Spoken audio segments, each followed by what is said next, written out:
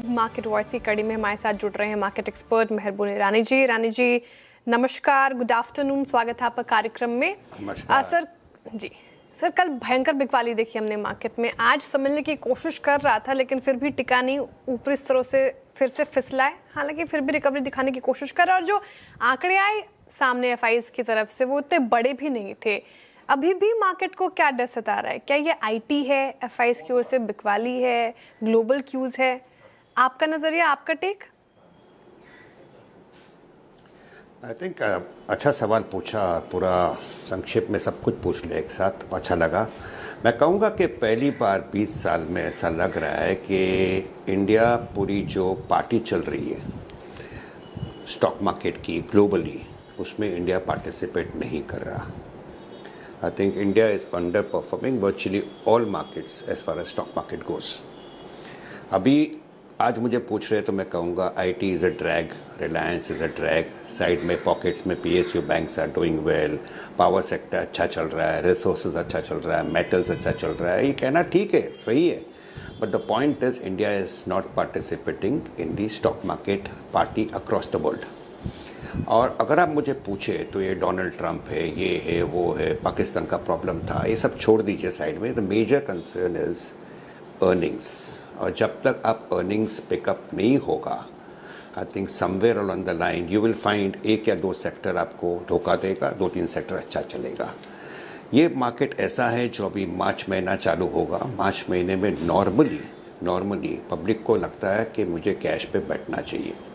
हमें अंडरस्टैंड करना चाहिए कि जो भी दर्शक भी देख रहे हैं, जो भी इन्वेस्टर है, 100 में से 100 इन्वेस्टर, उन्होंने 25-26 में पैसे नहीं बनाए। अलग से इक्विटी में से पैसे निकाल के आईपीओस में डाले, आईपीओ में और नुकसान हुआ। फिर लोग आके कहने लगे अरे चांदी बढ़ रहा है, सोना बढ़ रहा है। जनवरी एंड में आके ऊंचे भाव में सोना और चांदी खरीदा, वहाँ से 20-30% नीचे। तो प्रॉब्लम है कि सब बाजू इन्वेस्टर ने पैसे घुमाया। अभी उसने हाथ ऊपर करेगा और बोलेगा कि मुझे थोड़ा कैश पे बैठना है, और अभी मार्केट में खरीदने वाला कोई माइकल लाल ज़्यादा है नहीं। तो ये सेलिंग प्रेशर के कारण you may see further lower levels specially in the broader market, और ये शायद 2026 के जून महीने तक भी चल सकता है। लेकिन इसके बीच में एक सुपर अपॉर्चुनिटी आ रही है, और मैं I am ready to stick my neck out and say कि आप अगर अच्छे क्वालिटी स्टॉक्स जिसकी वैल्यूएशन 10-15-20 टाइम से ज़्यादा ना हो, साइड मार्केट में खास करके mid caps and small caps में, आप अगर स्मॉल क्वांटिटी में खरीदो अभी से लेके मई जून तक, आई प्रॉमिस यू ये सारे स्टॉक्स आपको 30 से 50% बाय दिसंबर 2026 दे के जाएंगे। मूल कारण है कि आज सेलिंग है, बाइंग नहीं है। तो जो 10,000-20,000 शेयर का भी वॉल्यूम होता है, स्टॉक 3-4-5% लुढ़कता है। तो ये जो गाड़ी नीचे आ रही है, इसमें अभी आपको जाके छोटा सा क्वांटिटी खरीदना है। जितना नीचे आए आप आस्ते आस्ते अच्छे क्वालिटी के स्टॉक्स खरीदो, and when ever the bounce comes, when ever the rally comes, I promise you will make good money. On the other hand, अगर आपको डिफेंसिव खेलना है, ये डिफेंसिव में आप देखिए आईटीसी ने धोखा दिया because of this taxes on cigarettes, और ये इन्फोसिस और टीसीएस आप देखिए, इसको भगवत गीता, कुरान और बाइबल समझते थे लोग, घर पे रखते थे शेयर्स को, किसी ने बेचा नहीं। आज वही स्टॉक्स पिछले 6-5 साल के लोएस्ट लेवल पर है। तो इन्वेस्टर्स हैव सफर्ड। अभी ये पैसा अल्टीमेटली कहीं भी डिप्लॉय होगा। आईटी का वेटेज मार्केट में कम हो गया, फाइनेंशियल्स का नियरली 30-35% हो गया, आईटी का 10% हो गया। तो ये सारे स्टॉक्स पैसे आईटी से निकल के जाएंगे कहाँ पे? सो जो लोग को मार्केट में डर लग रहा है वो कंज्यूमर स्टेपल्स लेगा या फार्मा लेगा। कंज्यूमर स्टेपल्स में Marico, Britannia all time high पर है, और रही बात Hindustan Lever, Colgate, Nestle and other type of stocks, वो आज भी इन्वेस्टर्स को थोड़े महंगे लग रहे हैं। तो it is possible we may have a small rally in pharma stocks, क्योंकि आज मार्केट में से आईटी में से पैसा बाहर जा रहा है, दिस स्टॉक्स में हो रहा है। But if you allow me to say, दर्शकों के लिए I think the lovely opportunity is coming in the first half in the side market, the broader market, जहाँ अभी भी काफ़ी सारा खून और निकलना बाकी हो सकता है। मैं नहीं कहता हूँ थिंग्स आर बॉटम आउट, मैं कहूँगा कि अच्छे क्वालिटी स्टॉक्स आपको लगते थे 200 में अच्छा लग रहा था, अब ये 180 हो गया, शायद 150 भी देखेगा, लेकिन 150 140 से वापस आपको 225 250 दिखाएगा, वहाँ पे आपको जो परसेंटेज रिटर्न मिलेगा ये आपको फ्रंटलाइन मार्केट में नहीं मिलने वाला है। प्रॉब्लम है आपके पास पैसे होने चाहिए और थोड़ा सा दर्द और सहन करने की ताकत होनी चाहिए अगले 1-2-3 महीने के लिए। मीनवाइल मार्केट में एकदम से शार्प रिकवरी आ रही है निफ्टी में।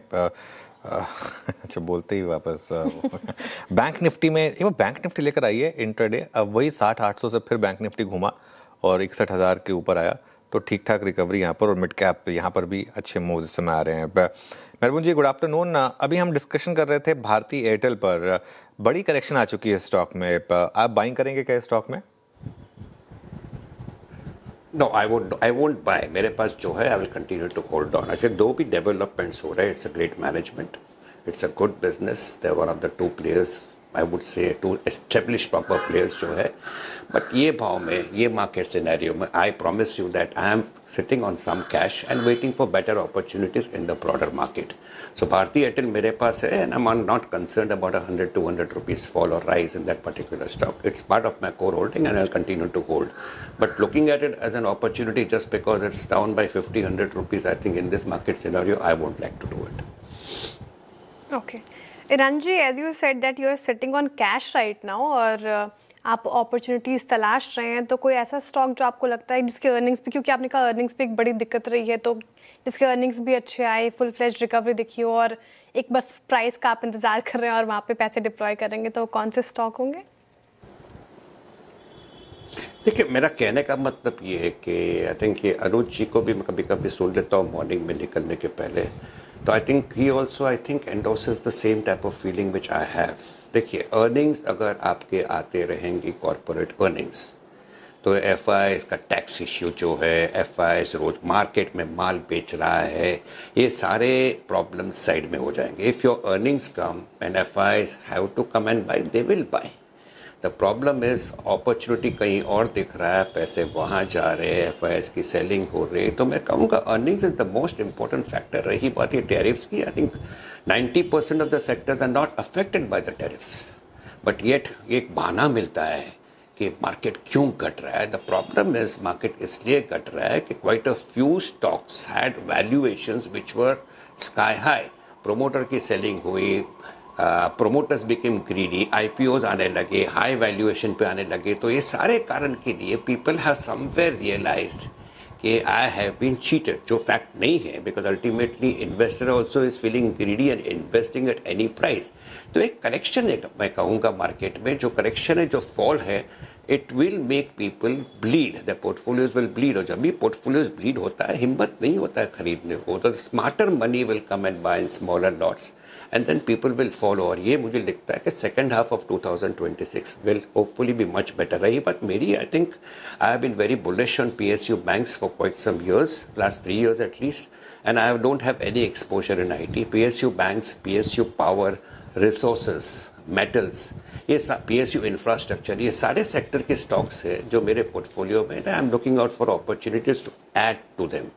I'm quite bullish on this particular spaces and maybe at some level of time I will look at others। जैसे मैंने कहा IT से निकल के अनुज जी ने पूछा Bharti Airtel, yes Bharti Airtel would be a good choice। some pharma stocks like Lupin and Cipla जो 20-25 के PE में मिल रहे, they could be good choice because people are now getting very worried कि अभी भी मैं IT स्टॉक्स रखूँ कि नहीं, एक रैली भी आ सकता है, but right now with clarity IT के बारे में कहना डिफिकल्ट है।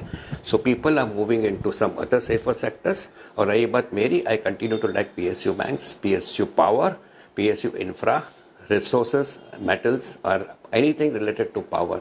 I am liking it if they are good quality companies available at the right valuation. Metals में कोई पर्टिकुलर नाम जो आपको पसंद हो मेहरबून जी? आई थिंक मुझे वेदांता पसंद है, भाव बढ़ गया है। मुझे भारत कोकिंग पसंद है, कोल इंडिया पसंद है, आई थिंक हिंदुस्तान कॉपर पसंद है। अनफॉर्चुनेटली कॉपर में और कुछ दिखता नहीं है, but I am very bullish on copper. So even Hindustan Copper which otherwise honestly I am sorry to say with an ordinary company otherwise, लेकिन कॉपर में अगर एक्सपोजर लेना हो तो मैं किस में लूँ, because Vedanta and Hindalco both are just 10% of the business is copper.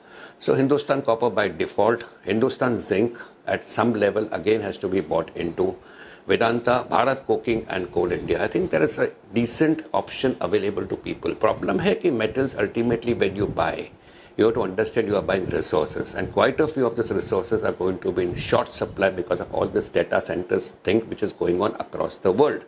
लेकिन आप जब भी लेते हो, don't expect them to go up in one way. They went up sharply. They have corrected decent. Again, they will go up possibly, but at the end of it all, if you should be ready for volatility and know कि आप एकदम bottom में नहीं ले रहे हो, you are buying at a high price and you are buying something which hopefully should do well over the next 1 to 3 years. Okay, ठीक है.